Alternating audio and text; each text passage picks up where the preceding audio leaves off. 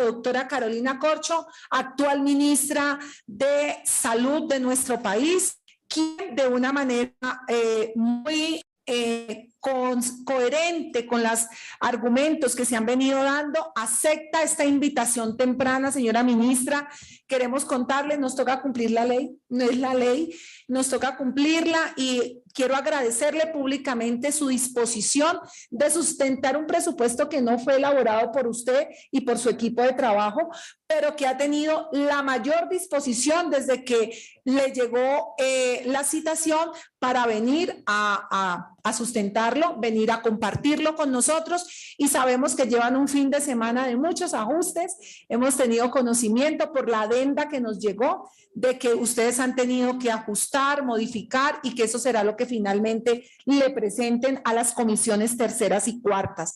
Cerrar diciéndole que nosotros también, fruto de este análisis o del ordenado por la ley, tenemos hasta el 20 más o menos, 22, dijimos que íbamos a estar presentando el informe final a las comisiones terceras y cuartas de lo que corresponde a los ministerios adscritos a esta comisión.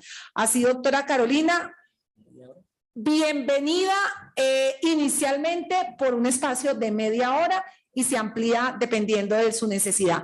Así que estamos para que los colombianos la escuchen y los integrantes de la comisión séptima. Señor secretario. Presidenta, para informar que la ministra, la doctora Carolina Corcho, radicó esta mañana a nuestro despacho en la comisión séptima informe aclaratorio o rectificación del que ya se había radicado previamente. Él mismo se encuentra en el expediente y se le fue enviado a cada uno de los senadores y se les entregó en físico. Gracias, señor secretario. Ya fue registrada la doctora Ana Paola y la doctora Marta Peralta. Muchísimas gracias, senadoras, por haber llegado a esta comisión.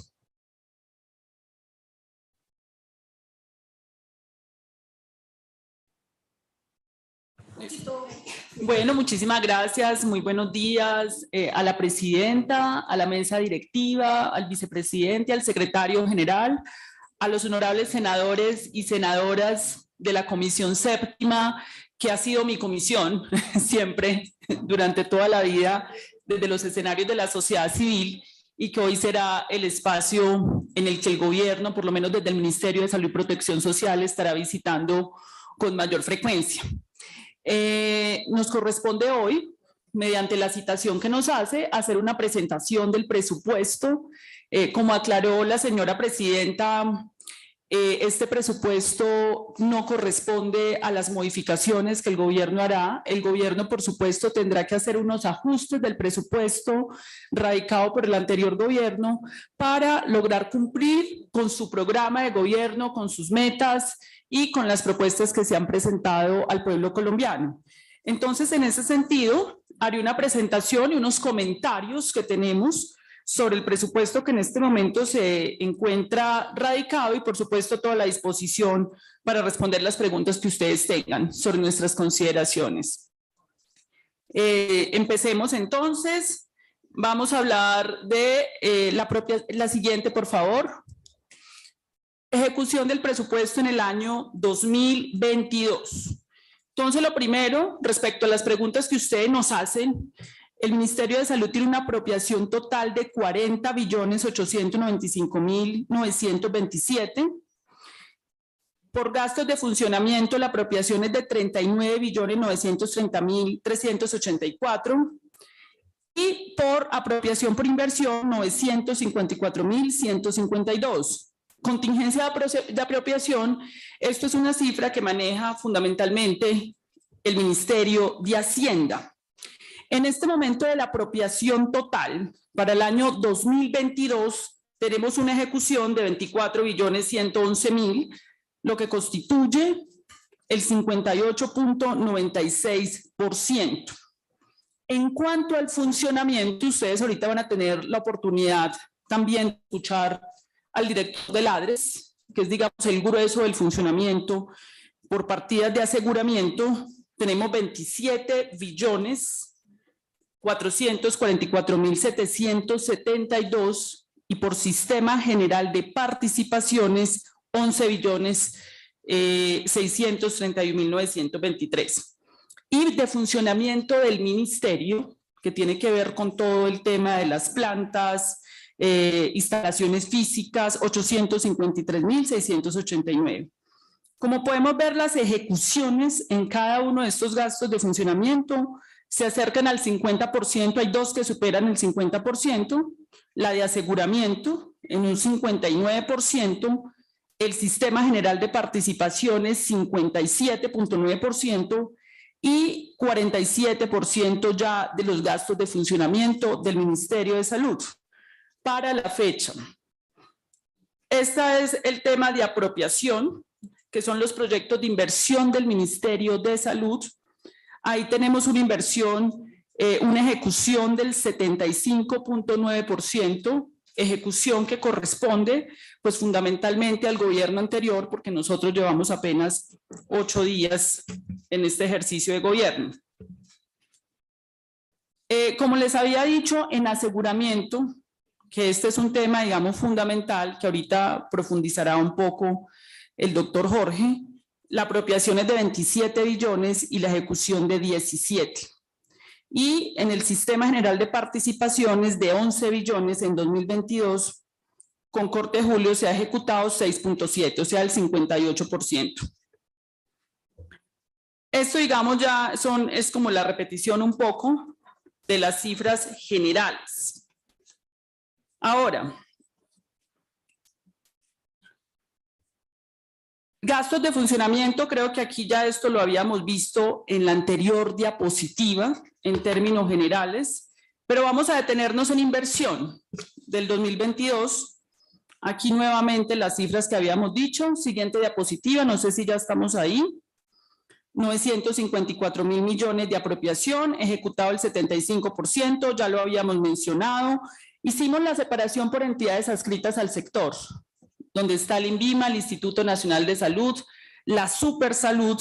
Si bien cada uno de estos tienen ejecuciones particulares y pueden ser citados de manera particular, acá está la Supersalud, quisimos, digamos, hacer como la separación. En esas entidades adscritas por proyectos de inversión son 228.760 y solo se ha ejecutado el 62%. En total del sector de proyectos de inversión, entre todo el Ministerio de Salud y las entidades adscritas son 1.1 billones y se ha ejecutado el 73.3%. Es decir, lo que más hemos ejecutado tiene que ver con los proyectos de inversión, y los proyectos de inversión del Ministerio, que son los que ha definido el anterior gobierno, y aquí viene una respuesta para la presidenta, en lo que usted tiene razón. Hay un programa que se llama Programa Ampliado de Inmunizaciones. En el anteproyecto de 2023, ese programa ampliado de inmunizaciones, nosotros hemos solicitado 924.633 millones, pero se asignaron solo 450.000, luego tenemos un déficit de 400.000 millones por parte, digamos, de la asignación que hizo de Hacienda, pero la solicitud que hizo Salud es efectivamente hacer la cobertura de uno de los programas más importantes en términos de la atención primaria en salud y el modelo de atención predictivo y preventivo. Por supuesto que esto tendrá que ser ajustado para el anteproyecto que se presentará por parte del gobierno con el Ministerio de Hacienda. Acá hay otro tipo de proyectos de inversión, proceso de certificación de discapacidad, atención en salud de la población migrante, hay proyectos de fortalecimiento de la información de la situación en salud, de gestión del talento humano. Es muy importante señalar que en estos proyectos de inversión la mayor parte de los recursos que se apropian y se ejecutan tienen que ver con OPS o talento humano. El presidente ha dicho que hay que hacer una revisión de lo que se denomina nóminas paralelas. Sin embargo, es un fenómeno del Estado y no solo del Ministerio de Salud, sino de todos los ministerios, que ante el adelgazamiento de muchas de las instituciones de la planta se ponen funciones misionales en personal de OPS. Luego esto se tendrá que revisar con mucho detalle porque evidentemente nosotros no podemos recortar personal que eventualmente esté ejerciendo funciones misionales dentro del sector salud y que estén por OPS y deberían estar por planta. Pero digamos que esto es un fenómeno que se presenta en todas las instituciones. Para el presupuesto 2023, que esta es como la discusión, digamos, que acometen ustedes y para la que nos citan.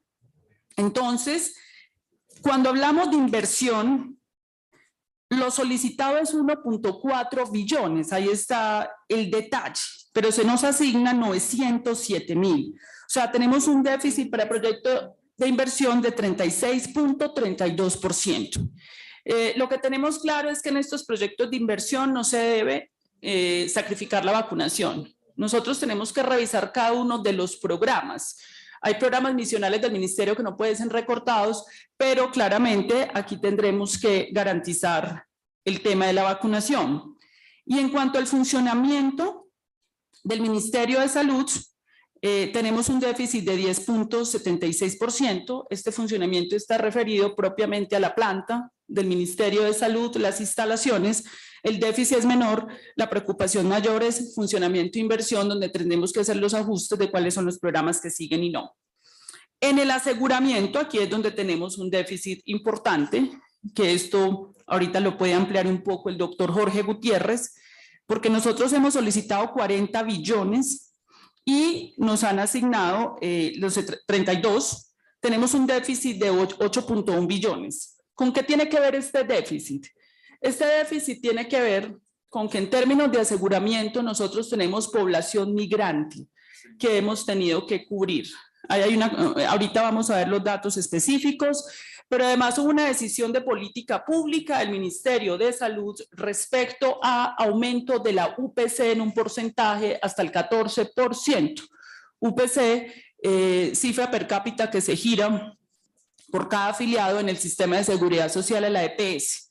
Hay un ajuste al 14%, nosotros queremos revisar ese ajuste, queremos revisar efectivamente cuáles son las variables de ese ajuste, cuáles son las categorías para ver si ese ajuste se mantiene o retornamos al anterior mientras que hacemos un nuevo estudio de UPC. Pero además, dado que históricamente ha habido recobros del no POS permanentes, el Ministerio de Salud decidió crear una figura que se llama los presupuestos máximos, en donde se hizo una trazabilidad de los últimos 5 años en ese momento cuando sale ese acto administrativo de recobros que se hacían al otrora FOSIGA, ahora ADRES, y se definen unos presupuestos, unos techos que se le pagan a las EPS por lo que se denomina el no POS. Eso es lo que constituye ese déficit de aseguramiento de 8.1 billones.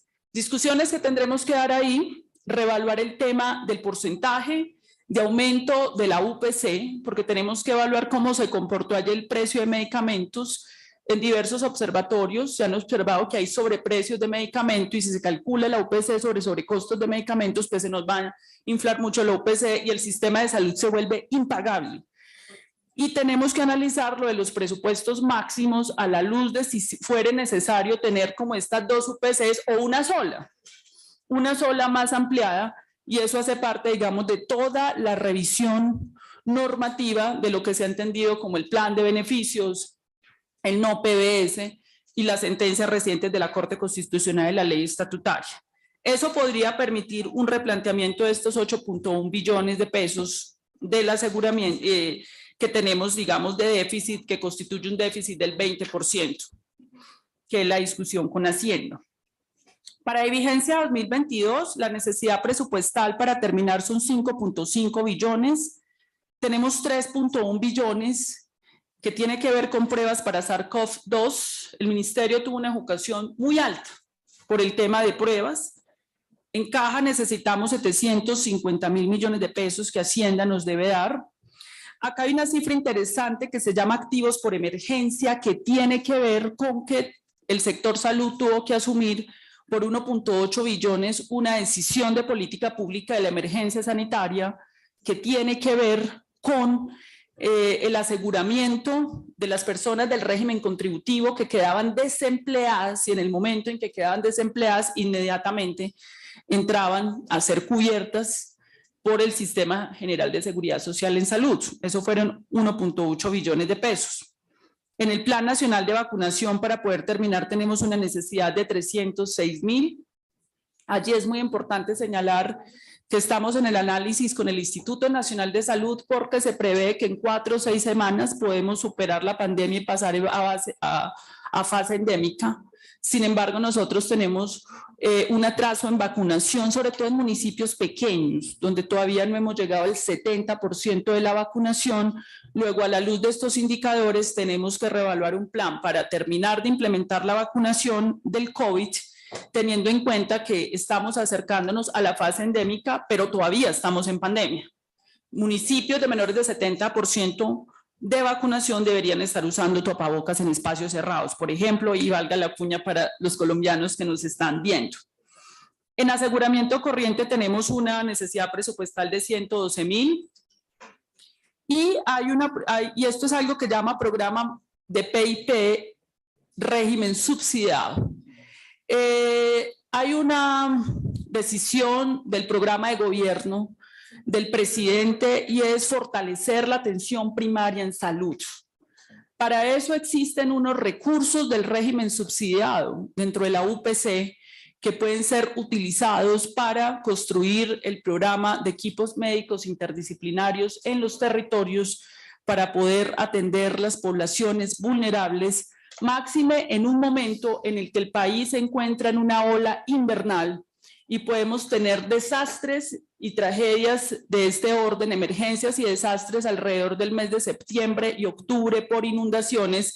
Aumentan las enfermedades de transmisión por vectores y, por supuesto, ahí se necesita estos equipos interdisciplinarios que se dirijan a todos los territorios del país y que, digamos, tendría que iniciarse este año ese proceso que es uno de los elementos centrales del programa de salud del gobierno del presidente Gustavo Petro.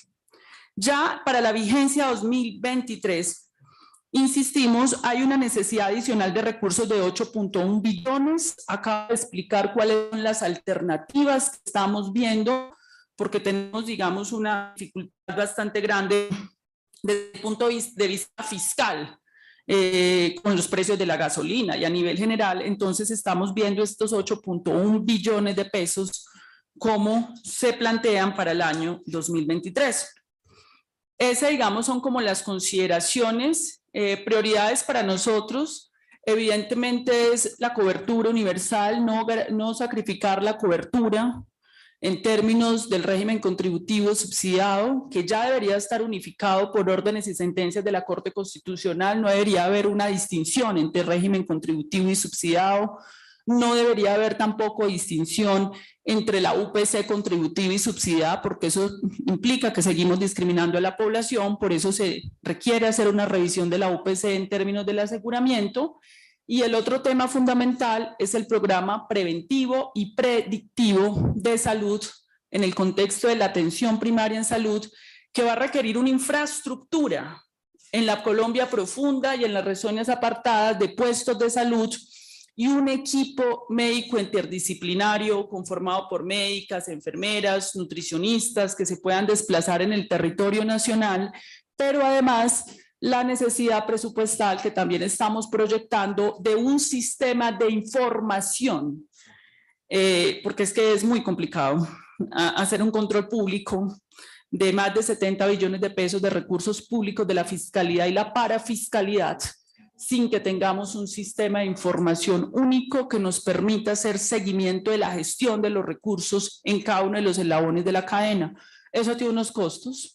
Pero eso es importantísimo y a uno le sorprende que en 3 décadas no se haya construido un sistema de información que permita la transparencia, el seguimiento de lo integrado, que permita el seguimiento de los recursos públicos. Luego, en esto que acabo de mencionar, están las principales apuestas presupuestales del año 2023 y en ese sentido es que irán los ajustes que estamos proponiendo en el gobierno.